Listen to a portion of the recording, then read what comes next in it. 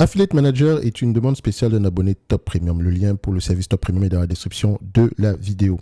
Donc, ceci représente uniquement mon point de vue et non un conseil d'investissement. Et comme d'habitude, je me réserve le droit de me tromper. Je rappelle ici qu'on fait une analyse quantitative uniquement et non une analyse fondamentale. OK?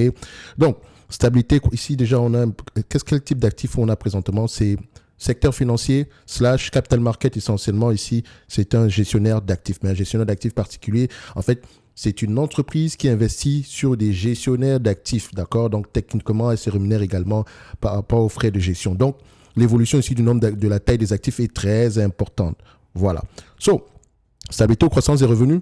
Les revenus sont croissants, bon, plutôt stables sur les dernières années ici, voilà. Donc, je rappelle ici que le revenu dépend de l'évolution du nombre d'actifs, d'accord, du volume d'actifs sous gestion, ok. Et il y a beaucoup de fusions et acquisitions dans ce secteur d'activité parce que aujourd'hui, la guerre est au niveau de la taille des actifs sous gestion, d'accord. Parce que les frais diminuent de plus en plus, donc faites attention quand vous regardez ce secteur d'activité. Donc, revenus, d'accord, stabilité. Ensuite, on regarde ici la marge brute. D'accord, une marge brute ici à peu près, voilà, 54% en moyenne, enfin 54% aujourd'hui, 3% de moins que la moyenne. Donc, c'est-à-dire qu'on va aller demander dans les rapports financiers pourquoi est-ce qu'on a une marge brute qui diminue de plus en plus, ok, sur les dernières années, ok. Ensuite, on va aller regarder les marges EBITDA, la même chose. 38 en moyenne, là on a 3% de moins. Donc ici, ça veut dire par rapport à la marge brute, on remarque ici que c'est à peu près la même chose. Donc on a une marge brute qui baisse de 4%, on a une marge EBITDA qui baisse ici de 3% par là. Donc au niveau des rapports financiers, ça veut dire qu'au niveau ici de la pression sur les marges brutes, d'accord, se fait ressentir également au niveau des marges EBITDA. Et donc pourrait également se faire ressentir au niveau des marges nettes. Et on ne veut pas ça, on veut savoir pourquoi, ok? Parce que notre but, c'est d'investir avant tout sur des entreprises qui peuvent avoir des marges stables dans le temps. C'est très important. Maintenant, s'il y a une fluctuation des marges, il faut avoir l'information derrière. C'est comme ça que vous allez faire une analyse fondamentale, d'accord? Donc, le quantitatif vous permet ici de poser les bonnes questions quand vous allez lire les rapports financiers, ok? Ici, et je rappelle ici que si cette compagnie vous intéresse, notez juste les questions, ok? Ici, on constate quoi? Au niveau des marges nettes, nous avons des marges nettes qui, voilà, sur les 10 dernières années, nous avons à peu près 21%. Sur les 3 dernières années, nous avons des marges nettes qui ont tous frôlé les 50%. Pourquoi? Parce que là, on se retrouve à 33%. Quelle est la raison derrière l'augmentation de ces marges-là et qu'est-ce qui nous fait penser qu'on va au moins rester à ce qu'on avait sur les 10 dernières années? Je sais généralement que dans ce secteur d'activité, les marges sont très élevées. OK? On fait de l'argent avec de l'argent. Donc, également, quand les marchés financiers se comportent très, très bien, voilà, on gagne de l'argent. OK?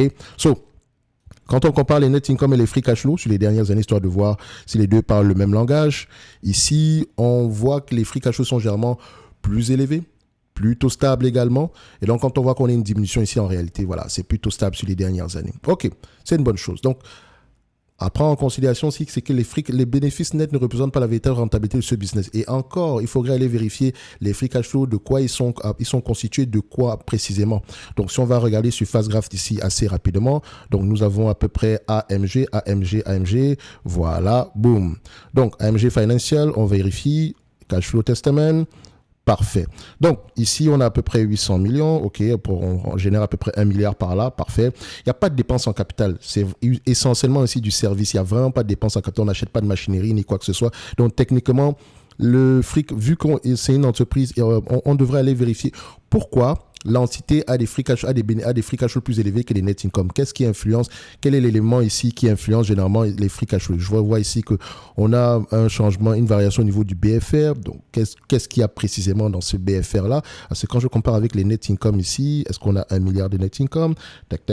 Où est-ce qu'on a ça? Net income, on a 600 millions. Donc, on remarque ici que ce graphique, d'accord, n'est peut-être pas si juste ça. Quand je dis n'est pas juste, en fait, il y a beaucoup d'informations qui manquent ici pour atteindre le 1 milliard. OK? C'est un agrégateur, c'est normal. OK? Ici, on est là pour faire le constat parce qu'en réalité, derrière, on va lire les rapports financiers, histoire à peu près de rapprocher les chiffres par rapport à ce qu'on a vu précédemment. Ne l'oubliez pas. Donc, je sais déjà le constat, c'est pas que le chiffre est faux parce qu'on va se dire ici que les données viennent quand même ici de capital, je pense de FactSet, D'accord, c'est un organisme ici qui vend des données financières, donc c'est vraiment du solide, ok. Et si vous ne connaissez pas la compagnie, si vous n'avez pas encore cette compagnie-là dans votre watchlist, mettez-la dans votre watchlist dès à présent, ok. So, on revient sur AMG. Donc AMG ici, on va se dire que les free cash flow, ouais, ça peut représenter la véritable rentabilité du business, mais encore aller vérifier c'est quoi la différence derrière. Donc on va quand même aller faire l'évaluation assez rapidement, ok. On essaye de regarder d'abord premièrement par rapport aux actifs tangibles et nets par action. On regarde, puisqu'on fait de l'argent avec de l'argent, c'est moins 500 millions, ok, ça ne me dérange pas non plus.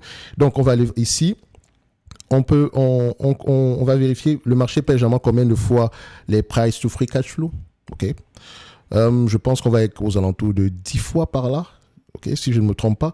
Parce elle génère beaucoup, on a 9,3 fois, donc généralement 10 fois, on peut mettre 10 fois, c'est possible. Donc ici, sur les 5 dernières années, on voit que c'est 5 fois les free cash flow. Pourquoi on paye 5 fois les free cash flow ici? Et qu'est-ce que l'entreprise fait avec cet argent-là? Est-ce qu'elle paye un dividende? Non, elle s'est même permis de réduire le dividende en question. Est-ce qu'on a une énorme dette? Donc on peut regarder ici la dette, le total de la dette ici. Donc total. La dette est plutôt stable, le total est stable sur les dernières années. Je n'ai pas pris la dette nette. Donc, en fait, c'est pas comme si on est très endetté parce que c'est une entité qui génère aux alentours ici, on peut dire 700 à 500 millions par là. Donc, c'est vraiment pas la dette n'est pas le problème. Est-ce qu'on rachète massivement les actions? OK. Quand on regarde les dernières années, depuis 2017, ils ont racheté à peu près, disons, on vérifie ça ici, 1, 2, donc d'ici à là, 27%. On a 27% en moins depuis à peu près 2017 par là, donc ça fait 7 ans. En 7 ans, ils ont acheté 27% des actions. Bon, ça dépend pour une entreprise qui a tendance à s'échanger également à un période de 5 sur les dernières années, je trouve que c'est trop peu. Donc il y a quelque chose de bizarre dans cette compagnie. Je ne sais pas quoi précisément, mais les chiffres sont trop bien, sont trop bons et ça m'inquiète un tout petit peu. Ok? Parce que nous avons une entité qui génère beaucoup d'argent. Elle fait quoi avec? Paye pas de dividendes, rachète pas massivement. Bon, par rapport à ce qu'elle a rapporté, par rapport aux mutuelles de valorisation sur les dernières années, la somme qu'elle a dépensée pour le rachat d'actions ici, selon moi, est trop petite. C'est vraiment insignifiant. Ok? Si on peut regarder le buyback yield ici, on est à combien?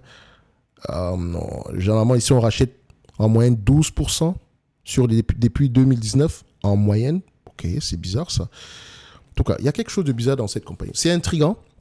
Parce que l'entreprise est extrêmement sous-évaluée. On peut également regarder que, je n'utilise pas d'analyse technique pour le dire, mais voilà, on peut remarquer ici que l'entreprise, ici, il n'y a pas de direction pour le moment. Ok, donc je pense que c'est en train de former un triangle par là. Voilà, pour ceux qui aiment l'analyse technique, vous savez ce que ça veut dire. Derrière, est-ce qu'on sortira par le haut ou par le bas? Il y a le plus de chances qu'on sorte par le haut, ici. Mais ça va dépendre également ici. On ne va pas juste deviner, on va également aller lire les rapports financiers pour voir quelle est la politique d'allocation du capital présentement. Pourquoi est-ce qu'on ne rachète pas plus que ça on ne rachète pas massivement les actions? Parce que normalement, quand une entreprise se négocie à 6 fois les bénéfices, vous savez ce que ça veut dire? 6 fois les free cash flow, ça veut littéralement dire ici que si on vous distribue la totalité des bénéfices nets en dividendes, vous aurez 16% de rendement. 16% de rendement. Je peux voir ici que entre le nombre d'actions qu'on a eu par le passé, on a à peu près combien? Je ne voulais pas faire plus de 5 minutes pour cette vidéo-ci. C'est toujours comme ça avec moi.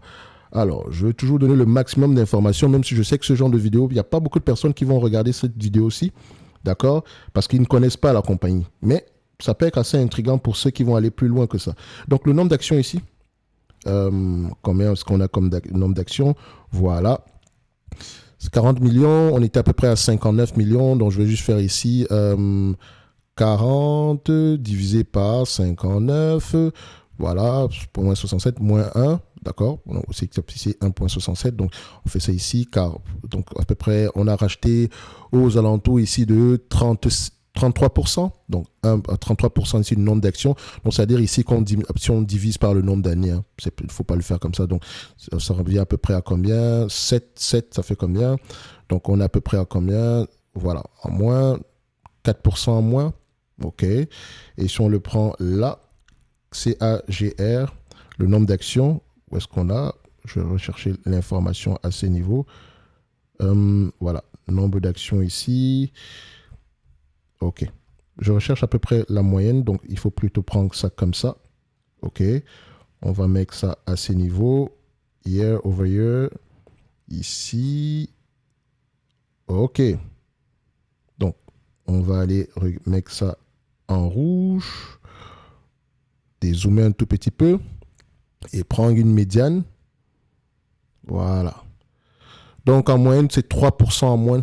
On rachète à peu près 3% du volume d'actions ici. C'est une bonne chose. Ok. J'ai bien dit en moyenne. D'accord, c'est même une médiane ici depuis à peu près sur les 10 dernières années. Sur les 5 dernières années, ça monte à 6%. Donc, c'est encore plus rapide que ça. On peut également voir ici qu'on a émis de nouvelles actions également sur une certaine période. Donc, faites attention, toujours aller vérifier la raison derrière parce que normalement, il n'y a pas de...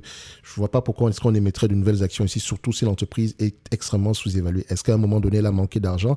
Donc, c'est assez intriguant comme entité parce que quand on regarde ici, est-ce que c'est un business assez prévisible? Oui, les analystes sur les dernières années ont tendance à faire de bonnes prévisions ici. Or, comme je l'avais mentionné, les free cash flow sont plus élevés, même si ce sont des bénéfices nets ajustés ici. Donc, techniquement, on aura à peu près la même information. Donc, maintenant, au prix actuel, le marché a tendance à payer aux alentours de 13 fois les bénéfices. Ce genre d'entreprise se négocie aux alentours de 15 fois les bénéfices. OK? Aux alentours de 15 fois les bénéfices. Donc, cette entreprise pourrait se négocier en prenant en considération la croissance à venir aux alentours de 417 $. Littéralement. C'est intéressant, n'est-ce pas? Mais il est où le loup? D'accord? C'est quoi le piège ici? Et c'est ça, c'est la question la plus importante. Et donc, quand on va regarder les dernières années, pour une entreprise pareille, telle qu'elle a choisi ici de racheter plus des actions que de distribuer un dividende, mais cette entreprise finira par verser un dividende si son business model ici a du sens dans le futur. Et donc, on va peut-être questionner ici la pérennité de ce business model-là. Parce que je sais que au niveau de la gestion d'actifs, il y a beaucoup de changements en date d'aujourd'hui. OK? Il y a beaucoup, les émetteurs d'ETF ici font beaucoup de ravages, surtout parce qu'ils baissent énormément les frais. Donc, il y a les alternatives. Les asset managers traditionnels ici ont de moins en moins d'opportunités de faire croître ici les actifs sous gestion. Donc, la seule chose sur laquelle ils peuvent peut-être... le seul avantage qu'ils ont peut-être ici aujourd'hui, ça serait peut-être de battre le marché en moyenne sur une longue période de temps, ce qui leur permet ici de charger des frais un peu plus élevés, ou bien également ici proposer des investissements alternatifs. Et il me semble que Affiliate Manager propose d'investir sur des gestionnaires d'actifs ici alternatifs, donc des gens qui font pas peut-être des gens ici qui vont uniquement se spécialiser sur la biotechnologie, ce genre de choses-là. Bref, avec énormément de succès, parce qu'il y a des fonds qui se spécialisent uniquement pour investir sur les biotech qui ont énormément de succès. Okay. Donc, Tech ici, elle propose ce genre de service-là. Donc, j'ai lu assez rapidement le dernier le dernier rapport financier ici. Ça peut être intriguant à aller regarder à long terme. En profondeur. Comme je l'avais mentionné, c'était une vidéo qui devait durer à peu près 5 minutes. On se retrouve en train de faire 12 minutes ici. Dans tous les cas de figure, vous avez le service Top Premium en description de la vidéo. Vous avez 50% de réduction en date d'aujourd'hui. Il y a 4 niveaux. Donc, bien lire les niveaux ici et choisir celui qui vous intéresse. Pour ceux également qui veulent faire réellement, qui veulent monter en compétence dans leur processus ici de stock picking, okay, vous avez le programme d'accompagnement, l'accélérateur. Bien mentionné, c'est un accompagnement, c'est pas une formation. OK? Donc, parce que moi, je ne crois pas à la formation. L'accompagnement, c'est la pratique, ok? Pratique. On analyse tous les secteurs d'activité avec des exemples, d'accord? Que ce soit moi et vous, d'accord?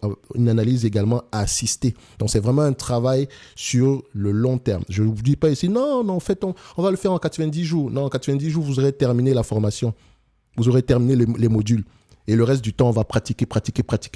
Même si ça nous prend 6 mois supplémentaires ici pour que vous puissiez monter en confiance, on va le faire. OK? Donc, je donne de mon temps dans ce programme-là. C'est pour ça qu'on l'appelle un accompagnement d'un point A à un point B. OK? Le lien également en description de la vidéo. Donc, Affiliate Manager ici, ça peut être intriguant. C'est une entreprise qui a les moyens de payer un dividende. Je suis assez intrigué par rapport au niveau d'endettement. C'est pas comme si elle est très endettée, mais voilà, avec autant d'argent, pourquoi on ne rembourse pas déjà une grosse partie de la dette? C'est parce qu'elle n'en a réellement pas besoin. Et pourquoi on ne rachète pas des actions en corp avec un peu... pourquoi on n'est pas plus agressif au niveau du rachat d'actions? Et donc, j'aimerais également aller vérifier l'information, la raison derrière la diminution du dividende ici en 2020. Parce qu'en réalité, elle n'avait pas besoin de le faire. Mais pourquoi est-ce qu'elle l'a fait? En tout cas, il y a un ensemble de questions à poser. Est-ce que c'est une entreprise qui mérite d'avoir une place dans notre watchlist? Elle m'intrigue assez pour que je l'ajoute dans ma watchlist parce que c'est quand même c'est quand même 417 $ ici. Donc, ce que je vais faire, je vais l'ajouter dans ma watchlist. Une watchlist que vous pouvez prendre également de manière individuelle sur le service Top Premium. D'accord? Ici, vu que c'est un gestionnaire d'actifs, on va aller à Finance. Voilà. Elle est ici. Où est-ce que ça se trouve? OK. Donc, on va prendre quoi? AMG. OK, vu que je l'ai rajouté. 400, c'est 410. Bon, on va le mettre ici. Moins la dette nette. Ça, on a une dette nette de 37 $ par là. 417 moins 37. OK. On sera à 380. Parfait. On met ça là. Et je vous rappelle ici que je ne vais pas acheter la compagnie parce qu'elle elle est probablement extrêmement sous-évaluée sans lire mes rapports financiers. Donc, ce que je fais ici, c'est juste une analyse quantitative. D'accord? Je sais déjà quel type de questions je vais avoir tendance à poser en lisant les rapports financiers. Dans tous les cas de figure, ce type d'entreprise, on va l'étudier également au niveau ici de l'accélérateur. Quel type de questions on pose quand on regarde ce type d'entreprise? Parce que je ne viendrai pas l'analyser comme ça, comme si j'analysais, voilà, je sais pas moi, une épicerie du coin ou bien un Amazon ou bien une bancaire classique. Non, pas du tout. Okay? Chaque entreprise s'analyse de manière différente, dépendamment du secteur d'activité. Comme je le dis toujours ici, et vous allez le découvrir de vous-même. Okay? Et j'espère que vous allez le découvrir en gagnant de l'argent plutôt qu'en perdant de l'argent. Okay? On va se donner rendez-vous sur la prochaine vidéo. Merci.